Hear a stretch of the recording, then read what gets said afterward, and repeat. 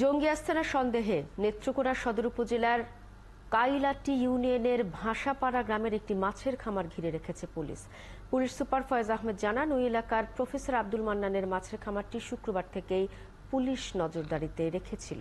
শনিবার সকাল থেকে জায়গাটি ঘিরে ফেলে পুলিশ। পরে অভিযান চালিয়ে তারা একটি পিস্তল ও 17 রাউন্ড গুলি উদ্ধার করে। তবে এখন পর্যন্ত কাউকে আটক করতে পারেনি। সেখানে এখন অভিযান চলছে। ভেতরে বোমা অথবা বোমা তৈরির সরঞ্জাম থাকতে পারে বলে ধারণা করা হচ্ছে। একটি বিদেশি পিস্তল, 17 রাউন্ড গুলি, এটা হচ্ছে কি জেনুইন। এছাড়াও খেলনা পিস্তল, খেলনা AK-47, হ্যান্ডকাপ, তারপরে আপনার ওয়াকি টকি, এরকম আরও অনেক ধরনের প্রশিক্ষণ সামগ্রী রয়েছে এবং ওই রুমটাকে সাউন্ড প্রুফ করার মতো যে বিষয় সেগুলো রয়েছে। তো আমরা ফাইনালি আপনাদেরকে বলতে পারবো আরও কি আছে না নাই, সেটা ওই যে বোম ডিসপোজাল ইউনিট আসুক, ঢাকা থেকে স্পেশালিস্ট ইউনিট আসুক, আসার পরে আপনাদেরকে ফাইনাল আপডেট দিতে পারবো। এ বিষয়ে আরো জানাতে নেত্রকোনা থেকে আমাদের সাথে যোগ দিয়েছেন সহকর্মী সুব্রত সুমন। সুমন, মাছের খামারে পুলিশের অভিযানের এখনকার পরিস্থিতি কি, আর এখন পর্যন্ত মাছের খামার থেকে পুলিশ আর কি কি উদ্ধার করেছে এবং কাউকে আটক করার কোনো খবর পেয়েছেন কিনা?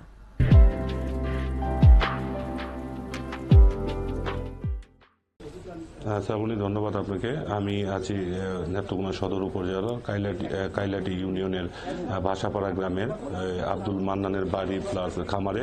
তো এখানে হচ্ছে যে পুলিশের অভিযান কিন্তু চলছে। যে আপনি দেখতে পাচ্ছেন যে সুয়াদের টিম ঢাকা থেকে সকালবেলায় আসছে, এসে কিন্তু তারা তাদের অভিযান পরিচালনা করছে এবং বাড়িটিতে কিন্তু চারদিক দিয়ে কিন্তু পুলিশ ঘিরে রেখেছে এবং এখানে যে বিষয়টি হচ্ছে এখনো উদ্ধার অভিযান চলছে। ভিতরে কি কি আছে না আছে এখনো কিন্তু অফিসিয়ালি ভাবে আমাদের কিছু জানানো হয়নি। তবে পুলিশ সুপার ফয়েজ আহমেদ জানিয়েছেন যে আপনার কিছু সাদৃশ্য বস্তু পাওয়া গেছে। তো সেগুলো হচ্ছে যে তারা যাচাই বাছাই করে দেখে তারপরে তারা অফিসিয়ালি দিবে। আরেকটি বিষয় হচ্ছে যে আমরা অফিসিয়ালি কোনো তথ্য এরকম ভাবে এমন পাইনি। তবে যে তথ্যগুলো পেয়েছি যে গত বৃহস্পতিবার কিন্তু একজনকে নরসিংদী থেকে আটক করেছে এবং ওই আটকের ওই তথ্যের ভিত্তিতে কিন্তু নেত্রকোনায় এই অভিযান পরিচালিত হচ্ছে এবং গতকাল রাতেও কিন্তু প্রায় 10টা নাগাদ কুরপাড় বনোয়াপাড়া এলাকায় কিন্তু একটি বাড়ি তল্লাশি করেছে পুলিশ। কারণ এই বাড়ির এবং খামারের যে মালিক প্রফেসর আব্দুল মান্নান, উনি কিন্তু ওনার কাছে যিনি ভাড়া নিয়েছেন কেরানীগঞ্জের।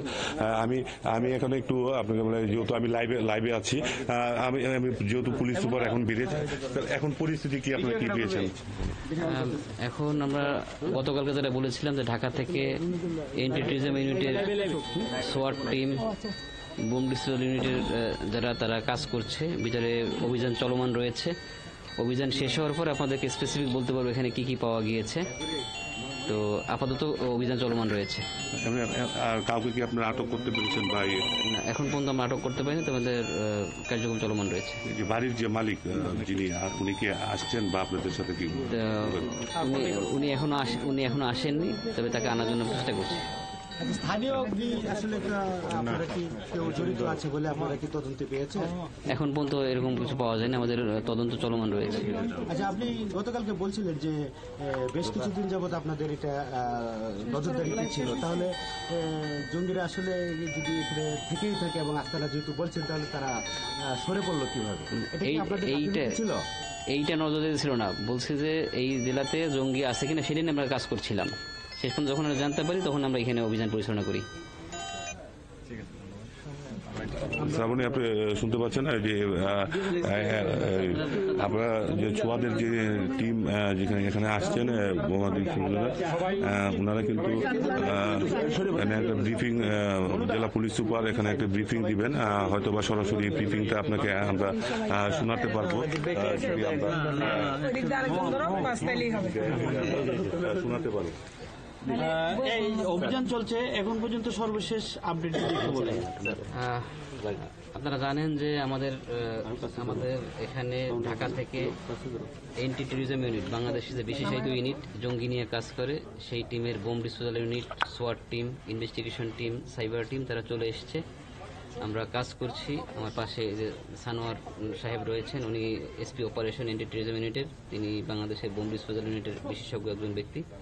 তো তার টিম কাজ করছে। তো অভিযান যেহেতু চলমান রয়েছে, অভিযান পরে আমরা বলতে পারবো যে আসলে আমরা কি কি পাচ্ছি, কি কি মানে ওইখানে রয়েছে।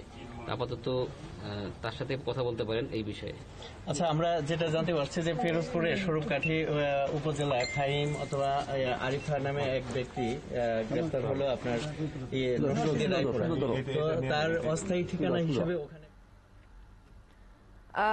দর্শক, আমরা শুনছিলাম সেখানকার অভিযানের সবশেষ তথ্য সোয়াট টিম কাজ করছে এবং পুলিশ সুপারের কাছ থেকেও সবশেষ তথ্য আমরা আপনাদের জানিয়ে দিলাম।